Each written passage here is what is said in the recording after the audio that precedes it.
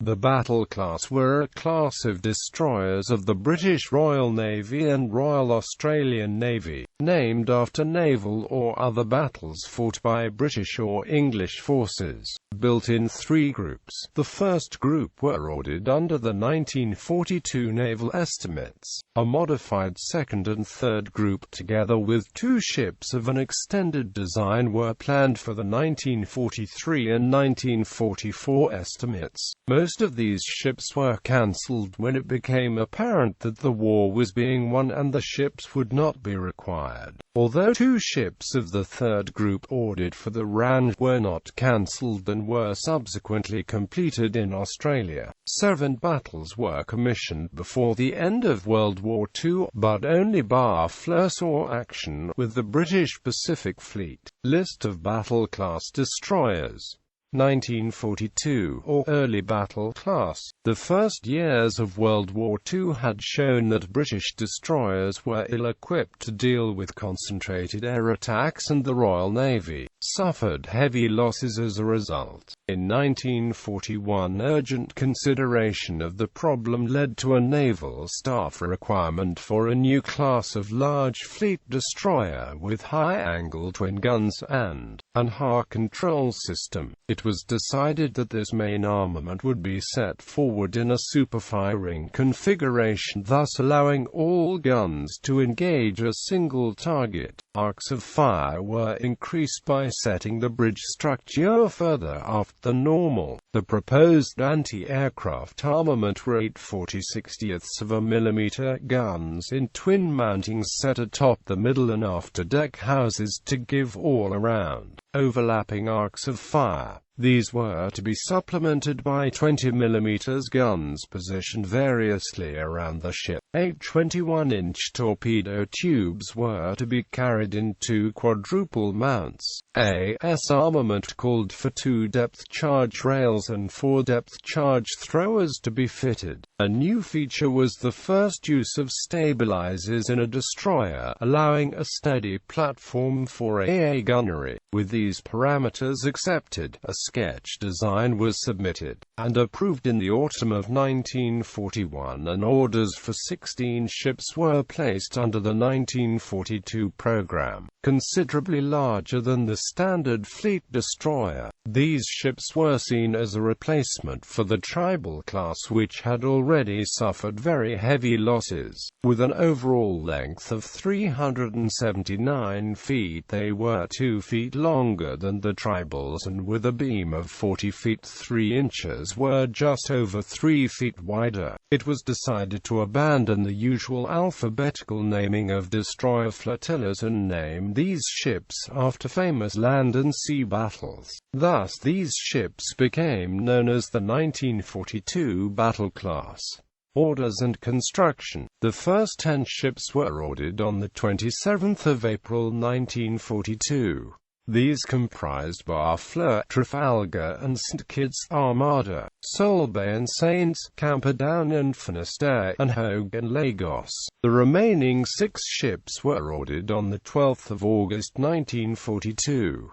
These comprised Gabbard, Gravelines and Sluys, anchored at St James and Vigo. The order for Hogue and Lagos was moved from Whites to Camel-Laird on the same date. Modifications. The placing of orders did not stop continued design work, but by this time plans were too far advanced for major changes to be considered. Although some design changes were made to the armament, one change, incorporated with protection against air attack in mind, was the decision to standardize on the 4.5-INCH gun for the main armament rather than the low-angle 4.7-inch that was the usual destroyer gun and only effective against surface targets. The 4.5-inch guns, fitted into MKIV turrets, were capable of high-angle fire against aircraft and were controlled from a direct control tower tower fitted with radar. Another alteration made whilst building was the fitting of a 4-inch gun on a gun deck abaft the funnel. It was also decided that the twin 40/60mm guns would be fitted on Hayes-Meyer Mark IV mountings fitted with radar Type 282.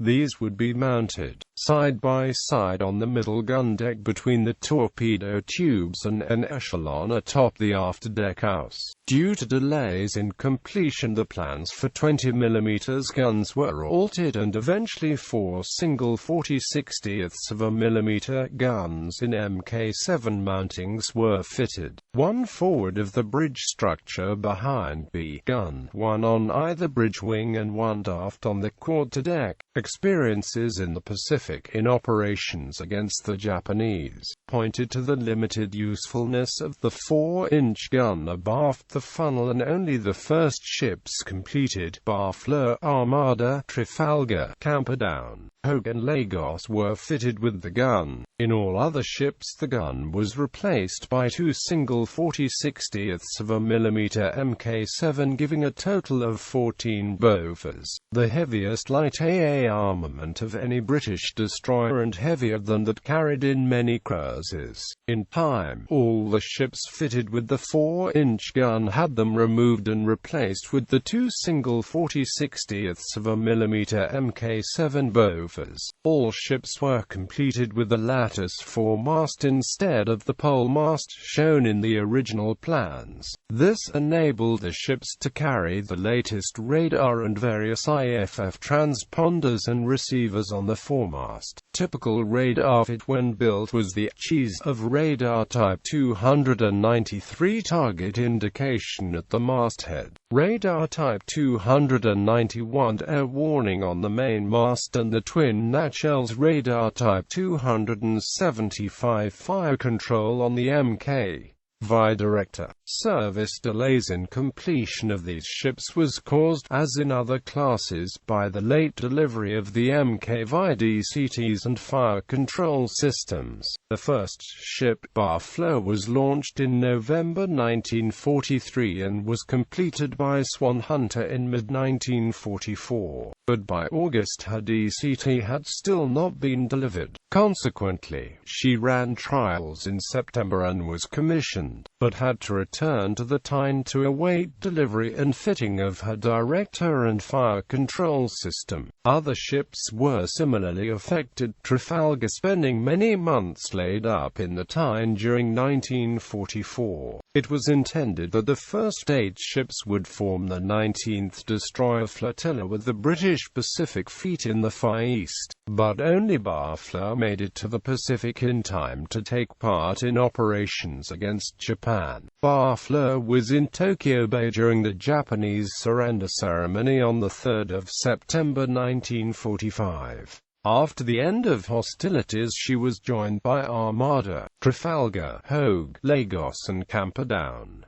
In 1947 all 6 ships returned home and went into reserve. The other 2 other ships destined for the 19th Flotilla, Solebay and Finistère, were retained in home waters. Finistère became gunnery training ship for the Portsmouth Command and Solebay leader of the 5th Destroyer Flotilla home fleet, which consisted of 6 ships of the 2nd Flotilla, Cadiz, Gabid, St. James, St. Kitts, Saints and Sluys. The other 2 ships of the 2nd Flotilla, Gravelines and Vigo, going straight into reserve upon completion. The ships of the 2nd Flotilla saw a change in the light AA armament. The triaxially stabilized Dutch Hayes-Meyer mountings with the radar Type 282 were regarded as unreliable and were replaced by an Admiralty-designed stabilized tachometric anti-aircraft gun. The Hayes-Meyer's radar Type 282 was metric and operated through pair of Yagi antennae, and could therefore only supply target range. The British design utilized the radar Type 262 centimetric radar with a small spinning dish aerial which gave range and bearing and was capable capable of locking onto a target and could train and elevate the guns as the target moved. The British design was more complicated than the Dutch design and weighed a massive 17 tons each. This meant that only 2 mountings could be installed in order to keep the top hamper within acceptable limits. These were fitted to the top of the afterdeck house. The middle gun deck between the torpedo tubes was left empty. In practice, these mountings proved even less reliable than the ones they replaced and led to 3 ships, Saints, Camperdown and Trafalgar, eventually having them replaced by MKV utility mountings, each controlled by a simple tachometric director mounted on the top of the gun crew shelter. A further refinement saw the removal of the depth charge equipment and single 40/60ths of a millimeter Bofors gun from the quarterdeck to be replaced by a squid, a head-throwing depth charge mortar. The afterdeck house was extended to contain a mortar handling room. This eventually became the standard weapons fit for all of the 1942 battles. A variation occurred when Saints was completed with a 4.5-inch RP-41 Mark VI turret in the B gun position. Commissioned in September 1946 into the 5th Destroyer Flotilla, Saints spent most of the time in independent trials of the new gun. Upon completion of trials, Saints paid off and was refitted with the standard battle class armament before being laid up. Saints recommissioned in 1949 when as D3, and with Armada, Vigo and Gravelines. They replaced Troubridge and the V-class as the 3rd Destroyer Flotilla Mediterranean Fleet. Barfleur replaced Gravelines in the 3rd Flotilla, but no major changes took place until 1953. The appearance of the Darings at this time spelled the demise of the 5th Destroyer Flotilla, and after the Coronation Review all 6 ships went into reserve. Only 2, Solbay and St. Kitts, saw further service with the Royal Navy. In 1956, Saints headed home for a major refit at Rosyth, her crew transferring to Armada. Vigo also returning to home waters to replace Finisterre as gunnery training ship at Portsmouth. By late 1956, only 4 ships remained operational: Armada, Barfleur and St. Kitts with the 3rd Destroyer Squadron, and Vigo as Portsmouth Command gunnery training ship. All the other ships were either in reserve or undergoing refit. Most had the fire control system updated and new Aztec fitted, and those that still had the quarterdeck AA gun had it replaced by the Squid AS mortar. The late 1950s saw the battles back in business. In 1957, the CH-class destroyers of the 1st Destroyer Squadron were replaced by the newly refitted Solbay, Hogue and Lagos.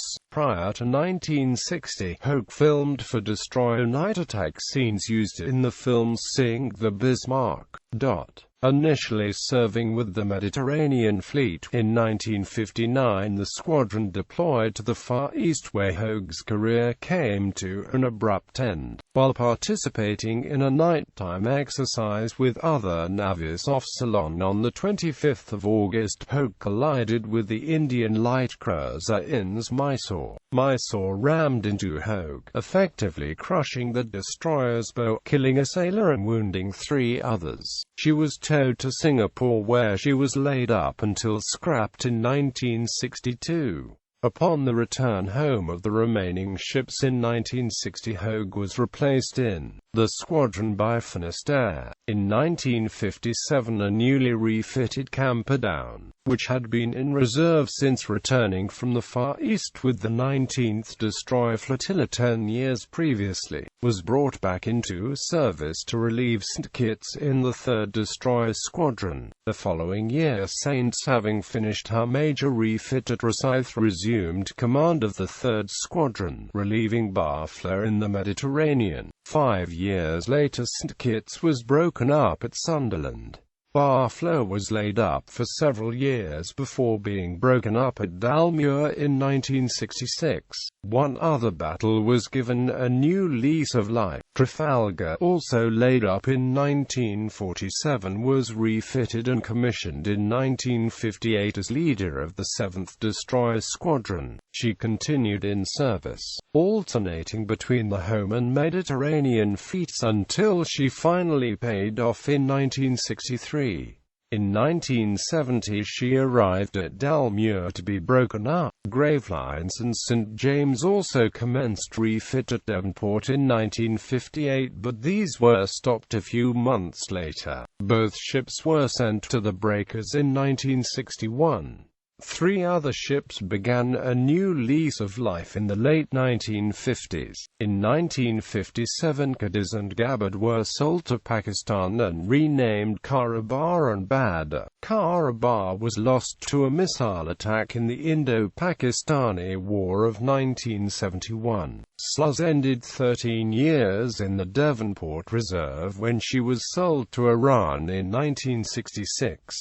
Renamed Artemis, she completed a 3-year refit at Vosper, Thornycroft at Southampton. Her profile was radically altered. She was given a new, platted foremast to carry the parabolic aerial of a Plessey AWS-1 long-range search radar. A fully enclosed bridge replaced the usual open sun deck above the forward superstructure. She retained her 4.5-inch main armament, but these were now controlled by a modern radar and fire control system. Her AA armament now consisted of 4 single 40/60ths of a millimeter guns and a quadruple Seacat missile launcher on the after end of a new deckhouse which stretched from just aft of the funnel to the quarterdeck. She commissioned in 1970 as a training ship. During 1975-6 she was refitted at Cape Town and fitted with surface-to-surface missile launch. During a later refit carried out by the Russians, her main gunnery, radar and control systems were again modernized, although she retained her original guns, and the Seacat system was replaced by a modern Russian surface-to-air missile system. She was still in existence in the early 1990s, although believed to be non-operational. In 1960, the 1st and 3rd Destroyer Squadrons were amalgamated to form a new 1st Destroyer Squadron. As a result, Lagos and Armada paid off into reserve, Armada being broken up at Inverkeithing in 1965 and Lagos at Bowness in 1967. The new 1st Destroyer Squadron completed a very busy final 2-year commission before finally paying off in May 1962.